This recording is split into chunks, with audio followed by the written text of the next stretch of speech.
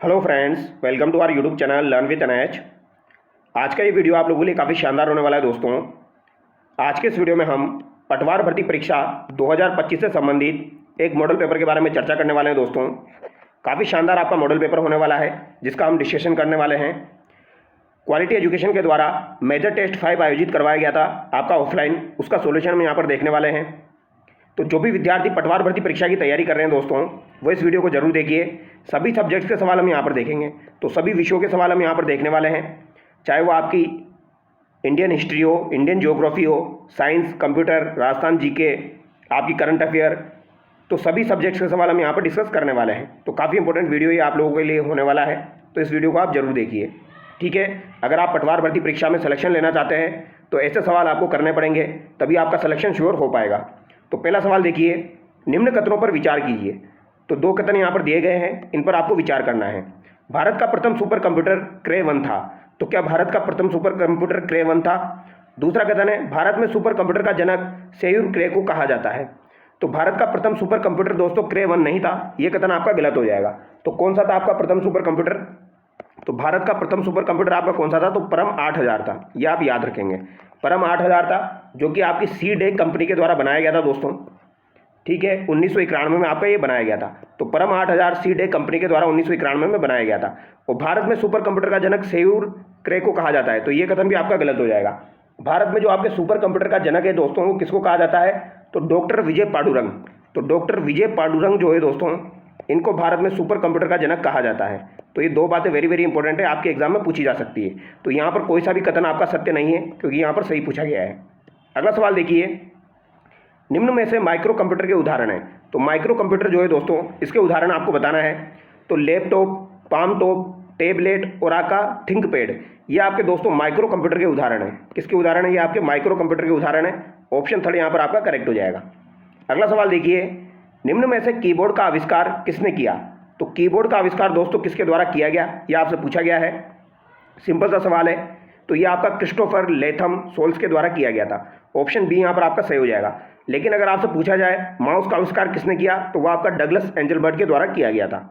अगला सवाल देखिए, अगला सवाल क्या कह रहा है? आपको सूची 1 से सूची 2 को मिलाना करना है। तो यहाँ पर F2 दिया गया है। F2 का मतलब हो जाएगा आपका रीनेम, ठीक है। F5 में क्या होता है? वेब पेज को रिफ्रेश या रिलोड करता है। F7 में आपकी वर्तनी और व्याकरण की जांच हो सकती है। अगर आप F7 में थर्ड करते हो दोस्तों, तो एक ही ऑप्शन में यहाँ पर दिया गया है, ऑप्शन ए यहाँ पर आपका सही हो जाएगा। F7 काफ़ी बार एग्जाम में पूछा जाता है, याद रखिएगा। F10 जो है ये मेन्यू बार को सक्रिय करना। तो F10 का मतलब हो जाएगा आपका मेन्यू बार को सक्रिय करना। F5 वेब पेज को रिफ्रेश या रिलोड करता है। और F2 आपका रीनेम के लिए हो जाएगा। अब अगला सवाल देखिए दोस्तों, क्वेश्चन नंबर 5 देखिए। एक कंप्यूटर की कीबोर्ड में कंट्रोल, शिफ्ट, डिलीट और इंसर्ट कुंजियों को जाना जाता है। तो आपकी जो कंट्रोल की होती है, शिफ्ट की होती है, डिलीट की और इंसर्ट की, इन कुंजियों को किस नाम से जाना जाता है? तो दोस्तों इन कुंजियों को स्पेशल कीज कहा जाता है, यानी विशिष्ट कुंजियाँ कहा जाता है। ये आप याद रखिएगा। तो यहाँ पर आपका राइट आंसर क्या हो जाएगा दोस्तों? ऑप्शन थर्ड यहाँ पर आपका करेक्ट हो जाएगा, ठीक है। विशिष्ट कुंजियाँ इनको कहा जाता है, ये आप याद रखना। ये सवाल आपका पूछा जा सकता है। इनको क्या कहा जाएगा? स्पेशल कीज कहा जाता है। अगला सवाल देखिए, कोल्ड बूटिंग क्या है? तो कोल्ड बूटिंग आपकी क्या हो जाएगी? तो कोल्ड बूटिंग हो जाएगा दोस्तों, किसी बंद कंप्यूटर को ऑन करना जो है, ये आपका कोल्ड बूटिंग कहलाता है। और जो आपका चालू कंप्यूटर है उसको ही ऑन करना आपका वार्म बूटिंग कहलाता है। अगला सवाल देखिए, प्रोग्रामों का एक संकलन जो एक कंप्यूटर के मूल प्रकार्य जैसे कि टास्क शेड्यूलिंग और पेरिफेरल्स के नियंत्रण में सहायता करता है, वह आपका क्या कहलाता है? तो ये आपका दोस्तों ऑपरेटिंग सिस्टम कहलाता है। GFS का पूरा नाम क्या है? तो GFS जो है दोस्तों, इसका पूरा नाम आपका क्या हो जाएगा? तो इसका पूरा नाम हो जाएगा आपका ग्लोबल फाइल सिस्टम। क्या हो जाएगा दोस्तों? Global file system. स्टोर नहीं होगा, सिस्टम होगा। अगला सवाल देखिए, निम्न में से जो आपकी रीड ओनली मेमोरी होती है रोम का गुण नहीं है। तो रोम का कौन सा गुण यहाँ पर नहीं है, यह आपसे पूछा गया है। यह स्थायी रूप से जानकारी संग्रहित करता है। तो ये तो रोम का गुण हो जाएगा दोस्तों, रीड ओनली मेमोरी का। इसे वॉलेटाइल मेमोरी के रूप में जाना जाता है। तो ये बात गलत है, इसे नॉन वॉलेटाइल मेमोरी के रूप में जाना जाता है। यह आपकी स्थायी मेमोरी है। यह बूट लोडर जैसे सिस्टम सॉफ्टवेयर रखता है। कंप्यूटर बंद होने पर भी जानकारी नहीं खोती है। तो दोस्तों अगर पावर ऑफ कर दी जाए तो भी आपकी रोम गायब नहीं होती है, वो जैसी ही है वैसी की वैसी बनी रहती है। यानी कि यहाँ पर ऑप्शन बी आपका गलत हो जाएगा। अगला सवाल देखिए, निम्न में से माइक्रोसॉफ्ट वर्ड के बारे में असत्य कथन है। तो माइक्रोसॉफ्ट वर्ड जो है दोस्तों, इसके बारे में असत्य कथन आपको बताना है। MS वर्ड में बाय डिफ़ॉल्ट फ़ॉन्ट कैलिब्री होता है। तो MS वर्ड जो होता है आपका, उसमें बाय डिफ़ॉल्ट जो फ़ॉन्ट होता है वो क्या होता है, कैलिब्री होता है। बिल्कुल सही बात है, ठीक है। MS वर्ड में डिफ़ॉल्ट अलाइनमेंट राइट होता है, तो यहाँ पर इन्होंने गलती कर दी। यहाँ पर आपका अलाइनमेंट कैसा होता है दोस्तों, लेफ्ट होता है। MS वर्ड में जो बाय डिफ़ॉल्ट अलाइनमेंट होता है वो कैसा होता है, लेफ्ट होता है, तो ये बात गलत हो जाएगी। MS वर्ड में डिफ़ॉल्ट ओरिएंटेशन पोर्ट्रेट होता है, तो ये भी आप याद रखिएगा दोस्तों। MS वर्ड के अंदर अगर आप चला के देखोगे तो आपको पता लगेगा कि जो यहाँ पर डिफ़ॉल्ट ओरिएंटेशन होता है वो पोर्ट्रेट होता है, ठीक है। MS वर्ड में डिफ़ॉल्ट जूम साइज कितना होता है, तो ये 100 होता है। तो 100% जो है ये डिफ़ॉल्ट जूम साइज होता है, तो ये बात भी आपकी सही है, यानी बी यहाँ पर आपका गलत हो जाएगा। अगला सवाल देखिए, एक सक्रिय सेल को वर्तमान रो पर पहले कॉलम में ले जाने के लिए निम्नलिखित में से किसका प्रयोग किया जाता है। तो एक सक्रिय सेल को वर्तमान रो पर पहले कॉलम में ले जाने के लिए किसका प्रयोग किया जाएगा दोस्तों, तो यहाँ पर होम का प्रयोग किया जाएगा, ठीक है। ऑप्शन डी यहाँ पर आपका करेक्ट हो जाएगा। अगला सवाल देखिए, MS एक्सेल 2019 में रिक्त कार्यपत्रक में केवल वर्तमान प्रणाली तिथि, अब यहाँ पर ध्यान रखना है केवल दिया गया है, आपको क्या डालनी है, वर्तमान प्रणाली तिथि यानी आज की तारीख डालनी है। तो प्रदर्शित करने के लिए निम्न में से किस फंक्शन का प्रयोग किया जाता है। वेरी वेरी इंपॉर्टेंट सवाल है। तो दोस्तों अगर आपको आज की तारीख डालनी है तो टुडे करके आप ब्रैकेट लगा दीजिए, तो यहाँ पर आपका क्या हो जाएगा, तारीख डल जाएगी। ऑप्शन ए यहाँ पर आपका सही हो जाएगा। नाउ से भी आपकी तारीख डाली जा सकती है, लेकिन इसके साथ टाइम भी आ जाता है, तो ये यहाँ पर आपका अलग हो जाएगा, ठीक है। तो यहाँ पर आपका राइट आंसर टुडे हो जाएगा। अगला सवाल देखिए, MS पावर पॉइंट में मास्टर स्लाइड का क्या उपयोग है। तो मास्टर स्लाइड जो होती है दोस्तों MS पावर पॉइंट के अंतर्गत, इसका क्या उपयोग है। तो मास्टर स्लाइड जो है दोस्तों, ये प्रत्येक स्लाइड का फॉर्मेट जो है वो एक जैसा करने के लिए प्रयोग में ली जाती है। ऑप्शन थर्ड यहाँ पर आपका करेक्ट हो जाएगा, यानी सारी स्लाइड्स जो है उनका फॉर्मेट अगर आपको एक जैसा करना है तो आप मास्टर स्लाइड को यूज में ले सकते हो। निम्नलिखित में से कौन सा सरकारी पोर्टल नागरिकों, कारोबारों और सरकारी इकाइयों को जानकारी और सेवा देता है। तो ऐसा कौन सा पोर्टल है जो कि दोस्तों आपके सरकारी पोर्टल है, जो कि नागरिकों को, सरकारी इकाइयों को जानकारी सेवा देता है। तो ये आपका कौन सा हो जाएगा, IRS हो जाएगा। कौन सा हो जाएगा दोस्तों, IRS हो जाएगा। IRS का मतलब क्या हो जाएगा दोस्तों, इसका मतलब हो जाएगा Indian revenue service.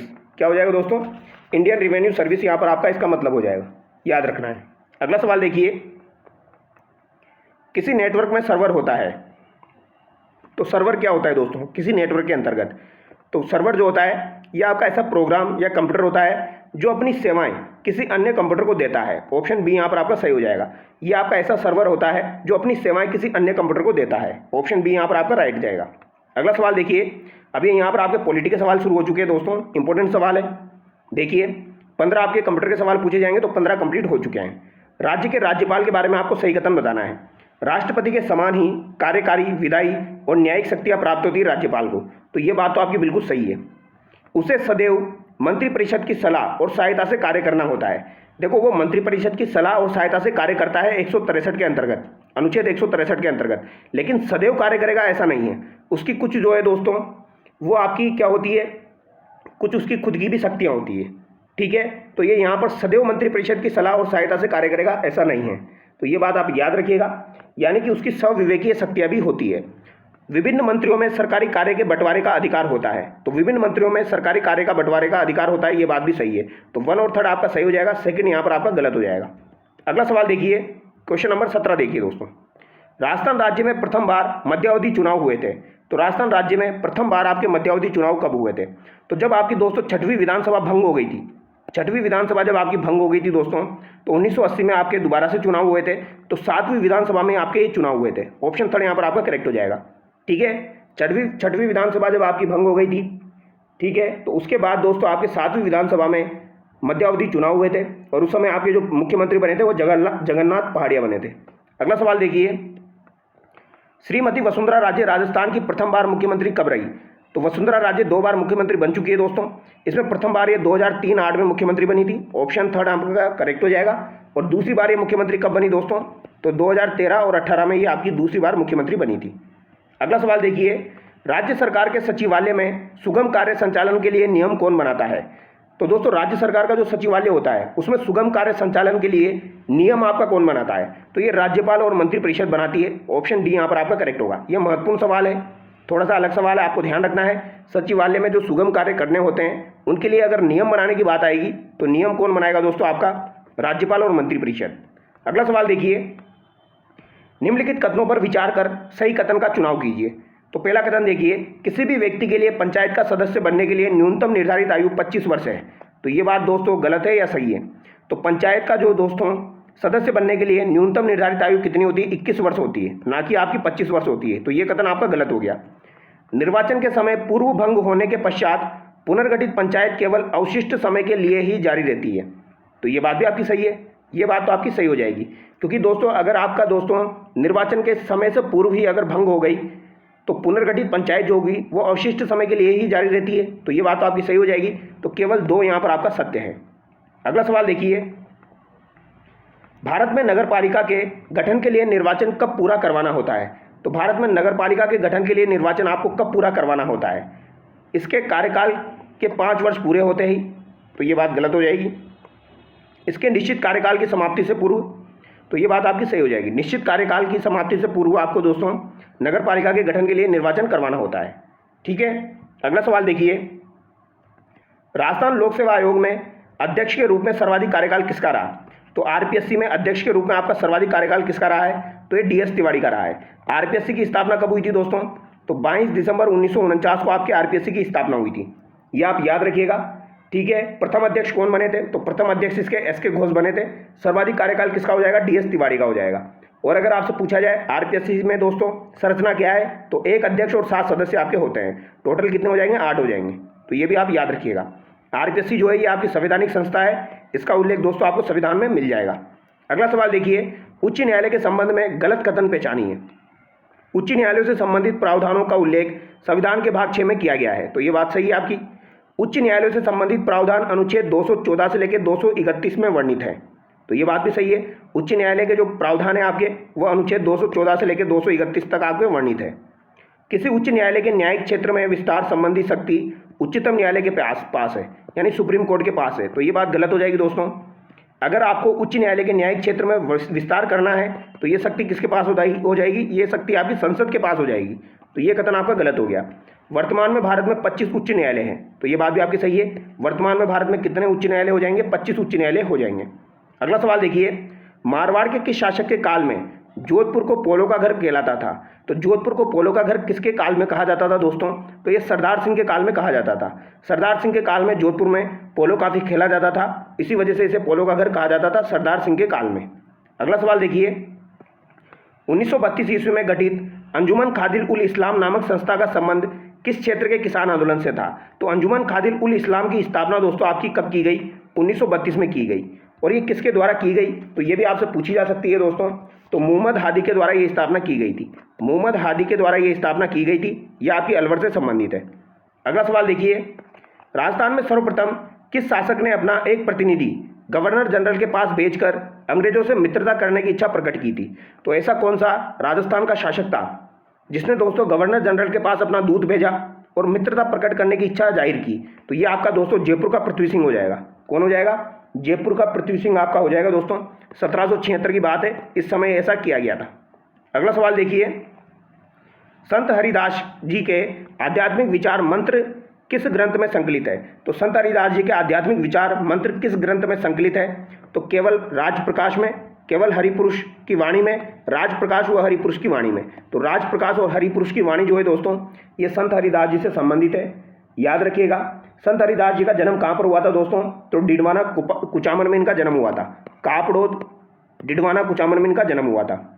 Option C यहाँ पर आपका करेक्ट हो जाएगा। निम्नलिखित में से कौन से त्योहार जैन धर्म से संबंधित नहीं हैं? तो कौन से त्योहार आपके जैन धर्म से संबंधित नहीं है? थदड़ी जो है दोस्तों ये आपके सिंधियों का त्यौहार है। किनका त्यौहार है? सिंधियों का त्यौहार है। चेटीचंड किनका त्यौहार है? ये भी आपका सिंधियों का त्यौहार है। ठीक है, रोड तीज और समावाणी ये आपके जैनियों के त्यौहार है। तो यानी कि यहाँ पर आपका 3rd और 4 करेक्ट हो जाएगा। चेटीचंड जो है दोस्तों ये आप याद रखिएगा, इंपॉर्टेंट है। चेटीचंड जो है ये वरुण देव के अवतार झूलेलाल जो है उनके जन्मदिन पर मनाया जाता है। तो वरुण देव के अवतार माने जाते हैं झूलेलाल, उनके जन्मदिन पर दोस्तों चैत्र शुक्ल प्रतिपदा में ये मनाया जाता है। 3rd 4 यहाँ पर आपका करेक्ट हो जाएगा। ठीक है, यहाँ पर पूछा गया है कौन सा जैनियों का त्यौहार नहीं है, यानी कि 1 और 2 आपका जैनियों का त्यौहार नहीं है। निम्नलिखित में से कौन सा मेवाड़ क्षेत्र का लोकगीत नहीं है? तो मेवाड़ क्षेत्र का लोकगीत यहाँ पर कौन सा नहीं है? तो केवड़ा और घुघरी जो है दोस्तों ये आपके मेवाड़ क्षेत्र के ना होकर कहाँ के हो जाएंगे? ये आपके मारवाड़ के हो जाएंगे। ऑप्शन 3 यहाँ पर आपका करेक्ट हो जाएगा। लालर, माछर, असवारी, शिकार, नावरी और पटेलिया ये आपके मेवाड़ क्षेत्र के हो जाएंगे। अगला सवाल देखिए, निम्नलिखित में से कौन सा नृत्य है जिसमें पुरुष भागीदारी नहीं होती है? तो पुरुषों की भागीदारी नहीं होती है, ऐसा कौन सा नृत्य आपका है? तो ढोल नृत्य आपके पुरुषों के द्वारा किया जाता है, बम नृत्य भी पुरुषों के द्वारा किया जाता है, और डांडिया नृत्य जो होता है दोस्तों ये भी आपका पुरुषों के द्वारा ही किया जाता है, यानी पुरुष और महिला दोनों यहाँ पर हो जाएंगे। लेकिन गुडला नृत्य जो होता है दोस्तों यहाँ पर केवल महिलाएं भाग लेती है, तो केवल 4 जो है वो यहाँ पर आपका करेक्ट हो जाएगा। इसमें आपके पुरुषों की भागीदारी नहीं होती है, तो इसमें आपके पुरुष भाग नहीं लेते हैं। अगला सवाल देखिए, निम्नलिखित में से कौन सा युग्म आपका सुमेलित नहीं है? तो बताइए भैया कौन सा युग्म यहाँ पर आपका सुमेलित नहीं है, ये आपसे पूछा जा सकता है। नथमल जोशी, पर्ण योडी कंवारी, यादवेंद्र शर्मा जमारो, विजयदान देता अंतराल और रानी लक्ष्मी कुमारी की आपकी समंदर अर्थार। तो समंदर अर्थार जो है दोस्तों ये यहाँ पर गलत दिया गया है। समंदर अर्थार किसकी हो जाएगी? यादवेंद्र शर्मा की हो जाएगी, ठीक है। और जमारो किसकी है? ये भी यादवेंद्र शर्मा की है। अंतराल विजयदान देता की सही है, और पर्ण योडी कुमारी जो है ये नथमल जोशी की हो जाएगी, यानी ये यहाँ पर आपका डी गलत हो जाएगा। अगला सवाल देखिए, यहाँ पर आपको मिलान करना है दोस्तों, सिंपल सा सवाल है, बताइए। सावो जो दिया गया है यहाँ पर इकताई है, मुगधना है और पढ़ने थे, तो क्या यहाँ पर आपका करेक्ट हो जाएगा? तो सावो जो है दोस्तों ये तो विवाह का शुभ अवसर हो जाएगा आपका सावा। इकताई क्या हो जाएगा? वर वधू के शादी के जोड़े का दर्जी द्वारा नाप लेना जो है वो इकताई हो जाएगा। तो इकताई जो हो जाएगा ये नाप हो जाएगा जो कि आपके दर्जी के द्वारा लिया जाता है। मुगधना क्या हो जाएगा? विवाह में भोजन पकाने के लिए काम में ली गई लकड़ियाँ जो है ये आपकी मुगधना कहलाती है। और पढ़ने तो जाएगा विवाह से संबंधित गीत, तो यहाँ पर ऑप्शन ए आपका करेक्ट हो जाएगा। अगला सवाल देखिए, क्षेत्रफल की दृष्टि से कौन सा रन थार के मरुस्थल का सबसे बड़ा रन है? तो दोस्तों थार के मरुस्थल का सबसे बड़ा रन आपका कौन सा हो जाएगा? तो ये आपका थोब हो जाएगा, जो कि कहाँ पर स्थित है? ये थोब आपका बाड़मेर में हो जाएगा। तो थोब जो है ये थार के मरुस्थल का दोस्तों सबसे बड़ा रन टाट हो जाएगा। कौन सा हो जाएगा? थोब। याद रखिएगा कहाँ का है? बाड़मेर का है, ठीक है। और अगर आपसे पूछा जाए बाप रन कहाँ पर है, तो बाप रन आपका जोधपुर में हो जाएगा, फलोदी में। और लवा, पोखरी, पोखरण और भाखरी ये कहाँ पर है आपके? तो अगर आपसे पूछा जाए पोखरण, भाखरी और लवा ये कहाँ के हो जाएंगे दोस्तों? तो ये भी आपसे पूछे जा सकते हैं, ये आपके जैसलमेर के हो जाएंगे। कहाँ के हो जाएंगे?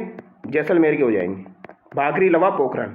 अगला सवाल देखिए, जयसमंद झील के पूर्व में स्थित उबड़ खाबड़ पठारी क्षेत्र है। तो जयसमंद झील के पूर्व में स्थित उबड़ खाबड़ पठार आपका लसाड़िया का पठार हो जाएगा दोस्तों, जो कि आपका सलुम्बर में स्थित है। उड़िया का पठार जो है ये आपका सिरोही में हो जाएगा। राजस्थान का सबसे ऊंचा पठार है, 1360 मीटर इसकी ऊंचाई हो जाएगी। बोराट के पठार की ऊंचाई अगर आपसे पूछी जाए तो 1225 मीटर हो जाएगी।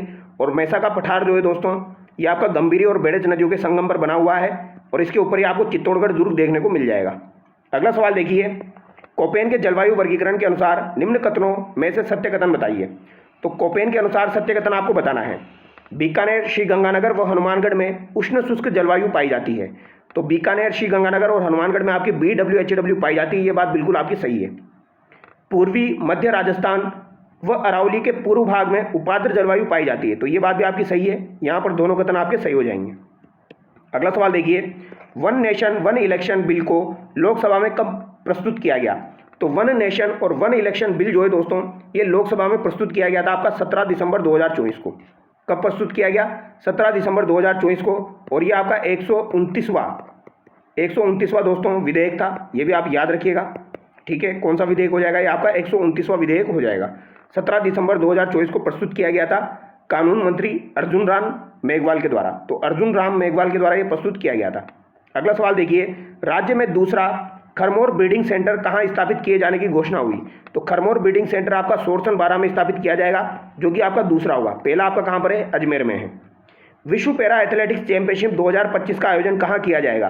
तो विश्व पैरा एथलेटिक्स चैंपियनशिप 2025 का आयोजन कहाँ पर हो रहा है दोस्तों? तो नई दिल्ली में।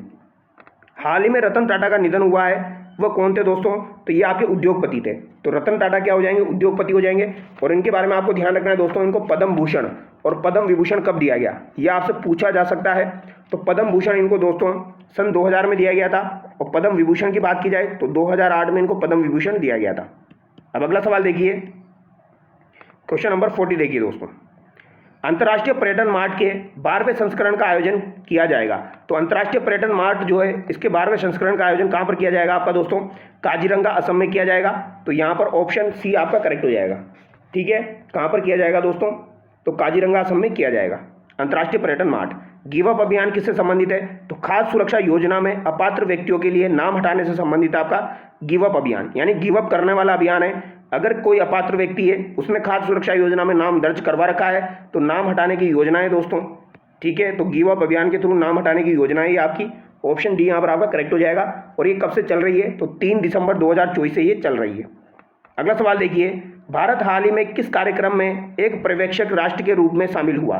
तो एक पर्यवेक्षक राष्ट्र के रूप में भारत किस में शामिल हुआ है? तो ये यूरोड्रोन में शामिल हुआ है। किस में शामिल हुआ है दोस्तों? यूरोड्रोन में ये शामिल हुआ है। ऑप्शन बी यहाँ पर आपका करेक्ट होगा। अगला सवाल देखिए, Prince Michael decade of action road safety award Bharat को किस देश के साथ साझा रूप में मिला है? तो ये दोस्तों मोरक्को के साथ साझा रूप में मिला है। तो याद रखिएगा, Prince Michael decade of action road safety award ये आपका दोस्तों मोरक्को के साथ भारत और मोरक्को को साझा रूप में मिला है। अगला सवाल है, वैभव सूर्यवंशी ने आईपीएल में डेब्यूट किस टीम से किया था? तो वैभव सूर्यवंशी ने डेब्यू किस टीम से किया? राजस्थान रॉयल से किया है। और इनका संबंध आपका बिहार से हो जाएगा। 14 वर्ष की इनकी उम्र है। सबसे कम उम्र में शतक लगाने वाले खिलाड़ी ये बने हैं। संस्कार सारस्वत जो है दोस्तों, इनका संबंध किस खेल से है? तो संस्कार सारस्वत का संबंध जोधपुर से है और इनका संबंध बैडमिंटन से है। ऑप्शन बी यहाँ पर आपका सही हो जाएगा। अगला सवाल देखिए, निम्नलिखित में से किस शब्द का संधि विच्छेद सही नहीं है? तो हिंदी का सवाल देखिए दोस्तों, संधि विच्छेद किस में सही नहीं है? मत प्लस ऐक्य, मत ऐक्य। तो पहला ही आपका गलत हो जाएगा, क्योंकि यहाँ पर दोस्तों आपकी वृद्धि संधि हुई है और ऐक्य को इस तरीके से लिखा जाता है। तो मत यहाँ पर सही लिखा हुआ है, मत प्लस ऐक्य आपका होना चाहिए। ए यहाँ पर आपका गलत हो गया। चे प्लस अन चयन, रवि प्लस इंद्र रविंद्र, प्र प्लस आरंभ प्रारंभ, सही हो जाएगा। अब अगला सवाल में पूछा गया आपसे, सही विकल्प कौन सा नहीं है? उपसर्ग से संबंधित कौन सा यहाँ पर आपका सही विकल्प नहीं है? वेशन, निडर, परविद्या या पुष्पित। तो दोस्तों अगर आप ध्यान से देखोगे तो वेशन में भी आपको उपसर्ग देखने को मिलेगा, निडर में भी उपसर्ग देखने को मिल जाएगा, परविद्या में भी देखने को मिल जाएगा। लेकिन पुष्पित जो है दोस्तों, इसमें आपको उपसर्ग देखने को नहीं मिलेगा, इसमें आपको इत प्रत्यय देखने को मिलेगा। तो ऑप्शन डी जो है यहाँ पर आपका गलत हो जाएगा। ये आप याद रखिए। ठीक है, तो यहाँ पर आपको वी उपसर्ग देखने को मिलेगा, यहाँ पर नी उपसर्ग है और यहाँ पर आपका पर उपसर्ग है, लेकिन यहाँ पर आपको उपसर्ग नहीं है।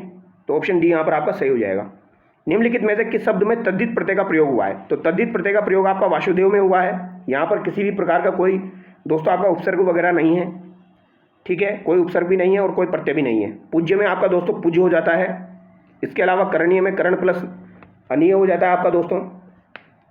ठीक है, तो यहाँ पर करण में क्या हो जाता है आपका? ईय प्रत्यय हो जाता है, करण प्लस ईय हो जाता है।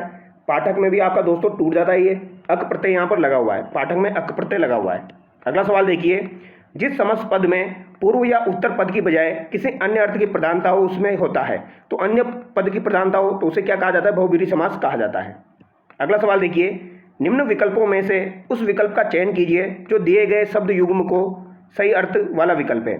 तो खादी दिया गया है और खादी दिया गया है, तो एक में छोटी की मात्रा है, एक में बड़ी की मात्रा है। खादी का मतलब कवच हो जाएगा और खादी जिसमें बड़ी की मात्रा है उसका मतलब हो जाएगा कटीला। ऑप्शन बी यहाँ पर आपका सही है। इनमें से एक पतवार का पर्यायवाची है, तो पतवार का पर्यायवाची आपका कौन सा हो जाएगा? पतवार। तो पतवार का पर्यायवाची आपका हो जाएगा दोस्तों कर्ण। कर्ण को पतवार कहा जाता है, तो पतवार का पर्यायवाची कर्ण हो जाएगा। ठीक है, यानी पतवार किसका पर्यायवाची है? कर्ण का पर्यायवाची है। विलोम की दृष्टि से एक युग्म अशुद्ध है, तो कौन सा युग्म यहाँ पर अशुद्ध है? गमन का आगमन सही है, निषिद्ध का विहित सही है, व्यास का समास होता है ये भी सही है। आमिष का सामिस गलत दिया गया दोस्तों। सामिस का क्या होता है आपका? निरामिष होता है। क्या होता है दोस्तों? सामिस का आपका क्या हो जाएगा? निरामिष हो जाएगा। तो सी यहाँ पर आपका गलत हो जाएगा। अगला सवाल देखिए, निम्न में से शुद्ध वाक्य है, यहाँ पर शुद्ध वाक्य आपका कौन सा है? वह अनेकों बार बोला, तो ये गलत हो जाएगा। वो अनेक बार बोला, अनेक होना चाहिए। मैं माँ को एक कार्ड लिखा, तो मैंने माँ को एक कार्ड भेजा, ऐसा आपका होना चाहिए। शरीर पर कई अंग होते हैं, तो शरीर में कई अंग होते हैं, यहाँ पर मैं होना चाहिए। भारत की राजभाषा हिंदी है, ये बिल्कुल सही है। वर्तनी की दृष्टि से निम्नलिखित में से कौन सा शब्द यहाँ पर आपका अशुद्ध है? तो कौन सा शब्द अशुद्ध है? कैलाश जो है दोस्तों वो आपका इसी तरीके से लिखा जाता है, और इसको याद रखिएगा आप, कैलाश इसी तरीके से लिखा जाता है। तिरस्कार और पुरस्कार भी यहाँ पर सही है, लेकिन परिशिष्ट यहाँ पर गलत दिया गया है। परिशिष्ट को किस तरीके से लिखा जाता है? तो परिशिष्ट में दोस्तों यहाँ पर आपका ट आता है, ठ नहीं आता है, ट आता है। तो यहाँ पर थर्ड आपका गलत हो गया। अगला सवाल देखिए, जिसकी चिंता नहीं हो सकती वाक्यांश के लिए एक शब्द है, तो जिसकी चिंता नहीं हो सकती उसके वाक्यांश के लिए एक शब्द आपका कौन सा हो जाएगा दोस्तों? तो यह आपका हो जाएगा अचिंत्य। जिसकी चिंता नहीं हो सकती अचिंत्य। तन पर नहीं लता, पान खाए अलबत्ता, लोकोक्ति का सही अर्थ है। तो तन पर तो नहीं है लत्ता, पान खाए अलबत्ता, यानी झूठा दिखावा करना। ऑप्शन ए यहाँ पर आपका सही हो जाएगा। एक्स ऑफिशियो शब्द के लिए उचित शब्द कौन सा है? तो एक्स ऑफिशियो शब्द के लिए उचित शब्द आपका पदेन हो जाएगा। ऑप्शन डी यहाँ पर आपका सही है। अगला सवाल देखिए, आहड़ सभ्यता के संदर्भ में कौन सा कथन यहाँ पर आपका सत्य है? तो आहड़ सभ्यता जो है ये आपकी ताम्रयुगीन सभ्यता है, बिल्कुल सही बात है। ये आपकी एक नगरीय सभ्यता है, ये बात गलत है। ये आपकी कैसी सभ्यता हो जाएगी? ग्रामीण सभ्यता हो जाएगी। तो ये बात यहाँ पर आपकी गलत है, 2 गलत है। तो 2 यहाँ से गया, 2 यहाँ से गया। अब 2 ऑप्शन आपके सामने हैं। एक ही घर में 3-6 चूल्हे मिले हैं, तो ये बात भी सही है दोस्तों। यहाँ पर संयुक्त परिवार के साक्ष्य आपके प्राप्त हुए हैं, यानी 3-6 चूल्हे मिले हैं, यानी कि संयुक्त परिवार के साक्ष्य यहाँ से प्राप्त हुए हैं। पितृसत्तात्मक व्यवस्था थी, तो पितृसत्तात्मक व्यवस्था थी, ये बात भी यहाँ पर सही है। बी यहाँ पर आपका करेक्ट हो जाएगा। 1/3 4 करेक्ट होगा, दूसरा गलत हो गया। मंजीरा, तानपुरा, चौतारा नामक वाद्य यंत्रों का प्रयोग किस नृत्य में किया जाता है? तो याद रखिएगा, मंजीरा, तानपुरा, चौतारा ये 13 थाली नृत्य में बजाए जाते हैं दोस्तों। ठीक है, रामदेव जी की स्मृति में आपका 13 थाली नृत्य किया जाता है। अगला सवाल देखिए, निम्नलिखित कथनों पर विचार कीजिए। संत हरिदास जी के आध्यात्मिक विचार मंत्र राजप्रकाश और हरिपुरुष की वाणी नामक ग्रंथ में संकलित है, तो ये बात बिल्कुल सही है।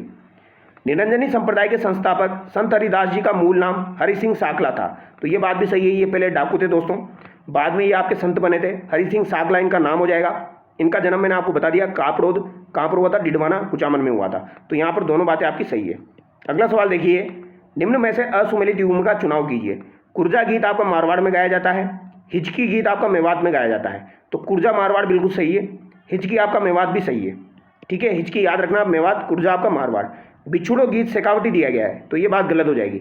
बिछुड़ो गीत आपका कहाँ पर गाया जाता है? तो ये हाड़ौती में गाया जाता है। बिछुड़ो गीत आपका हाड़ौती का हो जाएगा। हमसिडो गीत मेवाड़, ये भी आपका सही है। ठीक है, हांसली, हमेल और पोत नामक आभूषण पहने जाते हैं, तो हांसली, हमेल, पोत आपके गले के आभूषण हो जाएंगे। अगला सवाल देखिए, जयपुर प्रजामंडल कार्यकारिणी से मतभेद होने पर किसने प्रजामंडल प्रगतिशील दल का गठन किया? तो ये सवाल मैंने आज ही आपको करवाया था दोस्तों। प्रजामंडल प्रगतिशील दल का गठन आपका 1941 के आसपास किसके द्वारा किया गया था? तो ये चिरंजी लाल के द्वारा किया गया था। ऑप्शन डी यहाँ पर आपका करेक्ट हो जाएगा। अगला सवाल देखिए दोस्तों, निम्न कथनों पर विचार कीजिए। जयसिंहपुरा हत्याकांड इतना विभत्स था कि ब्रिटेन के हाउस ऑफ कॉमन्स में भी इसकी चर्चा हुई थी। ये पिछले वाले पेपर में भी आया था सवाल। 26 मई 1935 को शिखर दिवस मनाया गया, तो शिखर दिवस आपका मनाया गया, ये बात सही है। और हाउस ऑफ कॉमन्स में जिसकी चर्चा हुई थी वो था आपका कुंदन कांड, जो कि आपका अप्रैल 1935 में हुआ था। तो यहाँ पर केवल 2 आपका सही है। अगला सवाल देखिए, सूची 1 को सूची 2 से सुमेलित करना है। अब यहाँ पर दोस्तों देखिए आप, राजपूताना गजट जो है ये किसका हो जाएगा दोस्तों? तो मौलवी मुराद अली का आपका राजपूताना गजट हो जाएगा। राजस्थान हेराल्ड आपका हनुमान सिंह हो जाएगा, मैंने आपको बताया था, ह से हेराल्ड, ह से हनुमान। देश हितैषी आपका किसका हो जाएगा दोस्तों? तो ये मुंशी मुन्नालाल शर्मा का हो जाएगा। और नवीन राजस्थान आपका विजय सिंह पथिक का हो जाएगा। तो यहाँ पर ऑप्शन बी आपका सही हो जाएगा। अगला सवाल देखिए, निम्नलिखित में से किस प्रतिहार शासक के शासनकाल में हरिवंश पुराण की रचना की गई? तो हरिवंश पुराण की रचना दोस्तों किसके शासनकाल में की गई? तो वत्सराज के शासनकाल में हरिवंश पुराण की रचना की गई थी। ऑप्शन बी यहाँ पर आपका सही हो जाएगा। ठीक है, और ऑप्शन बी यहाँ पर आपका सही है, इंपॉर्टेंट है। इसके अलावा उद्योतम सूरी जो था वो भी आपका वत्सराज के दरबार में था, जिसके द्वारा कुवल्य माला की रचना की गई थी। अगला सवाल देखिए, 1857 की क्रांति के संबंध में सही विकल्प का चयन कीजिए। तो यहाँ पर सही विकल्प का आपको चयन करना है। अमरचंद भाटिया को राजस्थान का मंगल पांडे कहा जाता है, ये बात सही है दोस्तों। और इनका संबंध कहाँ से हो जाएगा? आपका बीकानेर से हो जाएगा। बीकानेर के रहने वाले थे, ग्वालियर में ये व्यापार करते थे। राजस्थान में क्रांति की शुरुआत 28 मई 1857 को एरीनपुरा छावनी से हुई, तो ये बात आपकी गलत हो जाएगी। कहाँ से हुई थी? नसीराबाद से हुई थी। क्रांति के समय अंग्रेजों का शस्त्रागार अजमेर में था, ये बात भी सही है। क्रांति के समय राजस्थान का एजीजी जॉर्ज पेटिक लोरेंस था, तो ये भी सही है। तो 1/3 4 यहाँ पर आपका सही हो जाएगा। यहाँ पर पूछा क्या गया है? सही विकल्प का चयन कीजिए, तो सही विकल्प का चयन करना है। 1/3 4 यहाँ पर आपका करेक्ट होगा। अब यहाँ पर ऑप्शन में नहीं दिया गया है, 1/3 4 यहाँ पर सही होना चाहिए। राजस्थान का मंगल पांडे इनको कहा जाता है। यहाँ पर क्या बोला गया है? सही विकल्प का चयन कीजिए। तो राजस्थान में क्रांति 28 मई 1857 को एरीनपुरा, ये आपका गलत हो गया। अच्छा, केवल 2 यहाँ पर आपका गलत है। ठीक है, सी यहाँ पर आपका करेक्ट हो जाएगा, बाकी यहाँ के सही दिए गए हैं। अब ये पैराग्राफ दिया गया है, पैराग्राफ आप खुद से कर लेना दोस्तों। इसके अलावा हम देखते हैं आगे वाले सवाल आपके। ये देखिए आप, choose the incorrect meaning of the idiom और फ्रेजेस। एडियम और फ्रेजेस आपके सिलेबस में दिए गए हैं, तो यहाँ पर आपको बताना है कौन सा यहाँ पर गलत है। Cut the mustard to meet expectation. इसके अलावा दिया गया है, take something with a grain of salt to believe something fully and blindly. By leaps and bounds rapidly और significantly. Once bitten twice shy, being question after a bad experience. यहाँ पर B आपका गलत दिया गया है। इसका एक्सप्लेनेशन मैं अपलोड करूँगा दोस्तों, तो आप उसमें ये चेकआउट कर लेना। ठीक है, जो सवाल मैं आपको करवा सकता हूँ वो मैं आपको करवा देता हूँ। यहाँ पर देखिए, ये वाला सवाल देखिए दोस्तों, निम्नलिखित कथनों पर विचार करते हुए सही विकल्प का चयन कीजिए। तो सही विकल्प का आपको चयन करना है। भाषाई आधार पर गठित होने वाला पहला राज्य अरुणाचल प्रदेश था, तो ये बात गलत है। भाषाई आधार पर गठित होने वाला पहला राज्य आपका कौन था? आंध्र प्रदेश था, तो ये बात आपकी गलत है। राज्य पुनर्गठन आयोग के सदस्य में फजल अली, के.एम. मुंशी, हरदेनाथ कुंजरू थे। तो भैया फजल अली भी थे, हरदेनाथ कुंजरू भी थे, लेकिन यहाँ पर के.एम. मुंशी नहीं थे, तो ये बात भी आपकी गलत हो जाएगी। 69वें संविधान संशोधन द्वारा दिल्ली को राष्ट्रीय राजधानी क्षेत्र का दर्जा दिया गया, तो ये बात बिल्कुल सही है। राष्ट्रीय राजधानी क्षेत्र का दर्जा 69वें संविधान संशोधन से दिया गया, तो केवल थर्ड यहाँ पर आपका सही है। निम्न में से कौन सा युग्म सही सुमेलित नहीं है? तो कौन सा यहाँ पर सही सुमेलित नहीं है? आपातकालीन शक्तियाँ जर्मनी, विधि का शासन इंग्लैंड, मौलिक अधिकार संयुक्त राज्य अमेरिका और केंद्र की अवशिष्ट शक्तियाँ ऑस्ट्रेलिया। तो केंद्र की अवशिष्ट शक्तियाँ कहाँ से ली गई है? कनाडा से ली गई है, तो ये बात आपकी गलत हो जाएगी। प्राथमिक शिक्षा का मूल अधिकार निम्न में से किस अधिकार के अंतर्गत आता है? तो प्राथमिक शिक्षा का मूल अधिकार जो है उसका उल्लेख किस में किया गया है दोस्तों? आपका 21A में किया गया है। ठीक है, तो ये किस में आ जाएगा? आपका स्वतंत्रता के अधिकार में आ जाएगा। राज्य लोक कल्याण की अभिवृद्धि के लिए सामाजिक व्यवस्था बनाएगा, यह किस अनुच्छेद में दिया गया है? तो सिंपल सा सवाल है भैया, राज्य लोक कल्याण की अभिवृद्धि के लिए सामाजिक व्यवस्था बनाएगा, यह नीति निर्देशक तत्व में आपके अनुच्छेद 38 में दिया गया है। अगला सवाल देखिए, निम्नलिखित में से कौन सा कथन यहाँ पर सही है? कौन सा सही है? राष्ट्रपति किसी भी सदन का सदस्य नहीं होगा, तो ये बात बिल्कुल सही है दोस्तों। राष्ट्रपति जब बन जाता है, अगर वो राज्यसभा लोकसभा का अगर सदस्य है तो वहाँ से उसको रिजाइन देना पड़ता है या अपने आप उसका पद रिक्त हो जाता है, तो ये बात बिल्कुल सही है। राष्ट्रपति किसी भी सदन का सदस्य नहीं होगा। अगला सवाल देखिए, राष्ट्रीय मानवाधिकार आयोग के बारे में असत्य कथन का चयन करना है आपको। इसका गठन 12 अक्टूबर 1993 को किया गया, ये बात बिल्कुल सही है। राष्ट्रीय मानवाधिकार आयोग का गठन आपका दोस्तों अक्टूबर 1993 में किया गया था। यह एक संवैधानिक निकाय है, तो ये बात गलत है। इसका संविधान में कहीं पर भी उल्लेख नहीं है, तो ये आपका संवैधानिक निकाय नहीं है, ये बात गलत है। इस आयोग के अध्यक्ष और सदस्यों की नियुक्ति राष्ट्रपति द्वारा की जाती है, ये बात भी आपकी सही है। इस आयोग में 7 सदस्य पदेन सदस्य होते हैं, तो ये बात भी आपकी सही हो जाएगी। अगला सवाल देखिए, संविधान की अंतिम व्याख्या करने का अंतिम अधिकार किसे प्राप्त है? तो संविधान की अंतिम व्याख्या करने का अंतिम अधिकार किसके पास है? तो भैया ये आपके सुप्रीम कोर्ट के पास है, सर्वोच्च न्यायालय के पास। अगला सवाल देखिए, निम्न में से कौन सा आपका असुमेलित है? तो कौन सा यहाँ पर आपका असुमेलित है? बुद्ध का जन्म आपका जो है वो किसका प्रतीक है? कमल का प्रतीक है। बुद्ध का गृह त्याग बेल का प्रतीक थोड़ी है, किसका प्रतीक है दोस्तों? घोड़े का प्रतीक है आपका। तो बुद्ध का गृह त्याग घोड़े का प्रतीक है, ये गलत दिया गया है। बुद्ध का निर्वाण आपका पदचिन्ह या स्तूप हो जाएगा, और बुद्ध की ज्ञान प्राप्ति आपकी पीपल का वृक्ष, बिल्कुल सही दिया गया है। आगे देखिए, निम्नलिखित में से कौन सा सिंधु घाटी सभ्यता की सबसे प्रमुख विशेषता थी? तो सिंधु घाटी सभ्यता की सबसे प्रमुख विशेषता क्या हो जाएगी? नगर नियोजन, यानी नगर योजना हो जाएगी। ऑप्शन बी, ये आपकी नगरीय सभ्यता थी। ऑप्शन बी करेक्ट होगा। वैदिक काल के बारे में निम्न कथनों पर विचार कीजिए और सही उत्तर का चयन कीजिए। तो बताइए दोस्तों, इसका राइट आंसर क्या हो जाएगा आपका? व्यापारी वर्ग को विष कहा जाता था। तो क्या व्यापारी वर्ग को विष कहा जाता था? क्या ये बात सही है? तो ये बात आपकी गलत हो जाएगी दोस्तों। व्यापारी वर्ग को विष नहीं कहा जाता था। व्यापारी वर्ग को क्या कहा जाता था दोस्तों? पणी कहा जाता था। क्या कहा जाता था वैदिक वर्ग में? पणी। गृहस्थ आश्रम अन्य सभी आश्रमों का पोषक था, ये बात सही है। ग्राम के अधिकारी को ग्रामणी कहा जाता था, ये बात भी सही है। तो 2 और 3 यहाँ पर आपके सही हो जाएंगे। अगला सवाल देखिए, अकबर द्वारा फतेहपुर सीकरी में निर्मित किस इमारत में बौद्ध स्थापत्य कला का अनुसरण किया गया? तो ये आपका पंचमहल में किया गया है दोस्तों। पंचमहल का निर्माण किया गया था दोस्तों अकबर के द्वारा फतेहपुर सीकरी में, और ये आपकी दोस्तों बौद्ध स्थापत्य कला का अनुसरण करती है। तो यहाँ पर आपका ऑप्शन ए करेक्ट हो जाएगा। ठीक है, अगला सवाल देखिए, पूर्वी बंगाल में निम्न जाति के लोगों के साथ जातीय भेदभाव के विरुद्ध मतुआ पंथ के संस्थापक कौन थे? तो मतुआ पंथ के संस्थापक आपके कौन हो जाएंगे? इंपॉर्टेंट सवाल है, बन सकता है आपका श्री हरिदास ठाकुर हो जाएंगे दोस्तों। पूर्वी बंगाल में मतुआ पंथ, याद रखिएगा मतुआ पंथ। तो मतुआ पंथ जो है ये किसने चलाया था? आपके श्री हरिदास ठाकुर ने चलाया था। अगला सवाल देखिए, निम्नलिखित में से किस वर्ष सूरत में भारतीय राष्ट्रीय कांग्रेस विभाजित हुई जिसके कारण सत्र स्थगित हुआ? तो दोस्तों 1907 का जो अधिवेशन हुआ था आपका सूरत अधिवेशन, उसमें दोस्तों कांग्रेस का विभाजन हो गया था। गरम दल और नरम दल में विभाजन हो गया था। फिर 1916 में आपका वापस एक हुआ था, जो कि आपका अधिवेशन हुआ था दोस्तों लखनऊ अधिवेशन में। ठीक है, तो सूरत में अलग हुआ, लखनऊ में एक हुए थे। यहाँ पर अध्यक्षता रासबिहारी घोष के द्वारा की गई थी। यहाँ पर अध्यक्षता आपके अंबिका चरण मजूमदार के द्वारा की गई थी। अगला सवाल देखिए, गांधी इरविन समझौते के तहत कौन सी एक शर्त नहीं रखी गई थी? भारतीय राष्ट्रीय कांग्रेस को सविनय अवज्ञा आंदोलन रोकना होगा, तो ये बात बिल्कुल सही है। भारतीय राष्ट्रीय कांग्रेस द्वारा गोलमेज सम्मेलन में भाग लेना पड़ेगा, ये बात भी सही है, ये शर्त भी थी आपकी। नमक टैक्स हटाना, कानूनी तौर पर उत्पादन, व्यापार और बिक्री की अनुमति, ये बात भी सही है। खादी उत्पादन पर टैक्स हटाना, ये बात दोस्तों यहाँ पर नहीं हुई थी। ऑप्शन डी यहाँ पर आपका सही हो जाएगा। तमिलनाडु व कोरोमंडल तट पर शीतकाल में वर्षा होती है। तो तमिलनाडु और कोरोमंडल तट जो है यहाँ पर शीतकाल में वर्षा किस वजह से होती है? तो उत्तर पूर्वी मानसून की वजह से होती है दोस्तों। अगला सवाल देखिए, सवाल दूसरे तरीके से पूछा जा सकता है। इस तरीके से पूछा जाता है, उत्तरी पूर्वी मानसून के द्वारा सर्वाधिक वर्षा कहाँ पर होती है? तो तमिलनाडु और कोरोमंडल तट पर होती है। लघु हिमालय श्रेणी के ढालों पर मिलने वाले छोटे छोटे जो घास के मैदान होते हैं उनको जम्मू कश्मीर में और उत्तराखंड में क्रमशः क्या कहा जाता है? तो जम्मू कश्मीर में इनको मर्ग कहा जाता है और बुग्याल या प्यार इनको उत्तराखंड में बोला जाता है। अगला सवाल देखिए, निम्न में से किन नदियों के डेल्टाई भागों में मैंग्रोव वन पाए जाते हैं? तो मैंग्रोव वन जो है दोस्तों ये आपके गंगा नदी, महानदी, गोदावरी और कृष्णा, चारों नदियों के आपके दोस्तों डेल्टाई क्षेत्रों में पाए जाते हैं। उपयुक्त तो सभी यहाँ पर आपका सही हो जाएगा। गंगा, महानदी, गोदावरी, कृष्णा याद रखिएगा। एक और इंपॉर्टेंट सवाल देखिए, काफ़ी इंपॉर्टेंट सवाल है, पूछा जा सकता है, ऐसा सवाल आपको देखने को मिल सकता है। निम्नलिखित में से कौन सा विकल्प यहाँ पर असंगत है?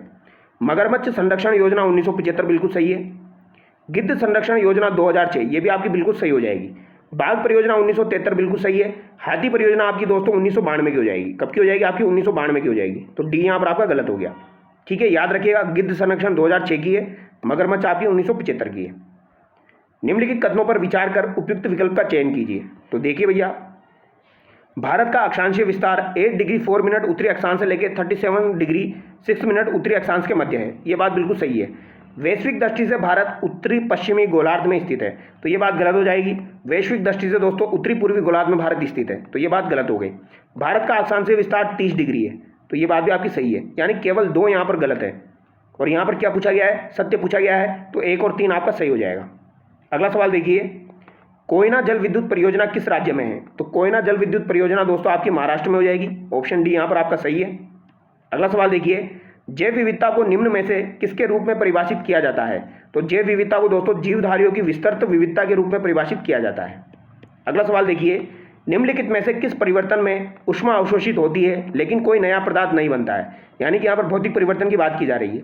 तो भौतिक परिवर्तन देख लीजिए कौन सा हो जाएगा? मोम का जलना, मैग्नीशियम का जलना, दूध का फटना, ये तो आपके रासायनिक परिवर्तन है। जल का वाष्पीकरण आपका भौतिक परिवर्तन हो जाएगा।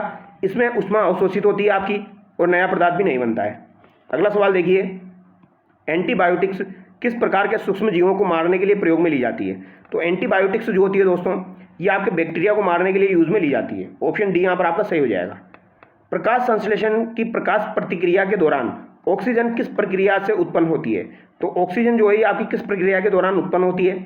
तो जल के अपघटन के दौरान यानी फोटोलिसिस के दौरान ये उत्पन्न होती है। ऑप्शन बी यहाँ पर आपका सही हो जाएगा। अगला सवाल देखिए, निम्न में से कौन सा भाग स्वायत्त तंत्रिका तंत्र ऑटोनोमिक नर्वस सिस्टम से संबंधित है? संबंधित नहीं है। तो कौन सा संबंधित नहीं है? सिंपैथेटिक तंत्र, पैरासिम्पैथेटिक तंत्र, मेरुरज्जु या अंतःस्रावी ग्रंथियाँ? तो बताइए दोस्तों इसका राइट आंसर क्या हो जाएगा? महत्वपूर्ण सवाल है। यहाँ पर आपकी अंतःस्रावी ग्रंथियाँ जो है वो इससे संबंधित नहीं है। अगला सवाल देखिए, पुरुष प्रजनन तंत्र में शुक्राणु निर्माण की प्रक्रिया को क्या कहा जाता है? तो शुक्राणु निर्माण की प्रक्रिया को क्या कहा जाएगा? स्पर्मेटोजेनेसिस कहा जाता है। ऑप्शन बी यहाँ पर आपका सही हो जाएगा। अगला सवाल देखिए, एक उत्तल लेंस द्वारा कब आपका वास्तविक उल्टा और वस्तु से बड़ा प्रतिबिंब प्राप्त होता है? यानी उत्तल लेंस के द्वारा दोस्तों नॉर्मली तो आपका छोटा और आपका दोस्तों आभासी प्रतिबिंब भी बनता है, लेकिन यहाँ पर पूछा गया है वास्तविक उल्टा और वस्तु से बड़ा प्रतिबिंब कब बनेगा? ये एक कंडीशन आपकी होती है। ये कब बनेगा आपका? ये तब बनेगा जब वस्तु को लेंस के फोकस और केंद्र के बीच में रखा जाए। तो फोकस और केंद्र के बीच में अगर आप रखोगे तो तब आपका दोस्तों वास्तविक उल्टा और आपका वस्तु से बड़ा प्रतिबिंब उत्तल लेंस से प्राप्त होगा। अगला सवाल देखिए, एक आपका 100 वाट 220 वोल्ट का बल्ब 220 वोल्ट पर कितनी धारा खींचेगा? तो 100 वाट यहाँ पर दिया गया है, यानी P यहाँ पर 100 वाट हो जाएगी। वोल्टेज यहाँ पर दिया गया है, तो आपका दोस्तों फॉर्मूला क्या होता है वो देखिए। यहाँ पर आपको धारा निकालनी है, तो P इक्वल टू क्या होता है? VI होता है। तो आपको धारा निकालनी है, तो P/V आपका हो जाएगा। P यहाँ पर आपका 100 दिया गया है और यहाँ पर आपका 220 हो जाएगा। तो इसको डिवाइड करोगे तो कितना हो जाएगा? ये आपका 0.45 एम्पियर हो जाएगा। ऑप्शन ए यहाँ पर आपका सही हो जाएगा। ठीक है, तो ये यहाँ पर मोटा मोटा सवाल मैंने आपको करवा दिया दोस्तों। बाकी इसकी PDF मैं आपको प्रोवाइड करवा दूंगा, तो एक बार आप वहाँ से सॉल्यूशन कर लेना। तो चलिए दोस्तों, नेक्स्ट वीडियो मिलते हैं। Thank you so much.